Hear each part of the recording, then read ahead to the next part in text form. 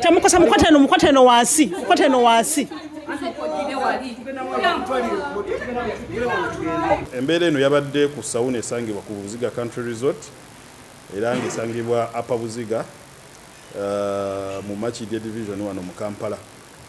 Ky'omukisa omubi abantu 3 bafunye ebisago eby'amaanyi omuli n'okumenyeka amagulu naye nga bano bonna babadde bakyala.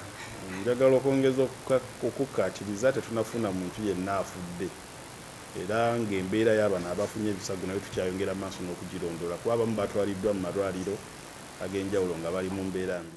Kyetaagisa abagagga bafune abakozi abali professional abasobola okuba nga balambula kubanga ekintu kino kikozesa amazzi kikozesa omuliro naye kati kino kyatuuse ne kiggwamu amazzi nga teri afaayo okutuuka bakiraya nti bo babadde baagala okweyongera mu paka lwekyabaluse.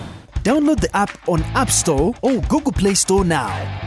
Vision Digital Experience, the future of media.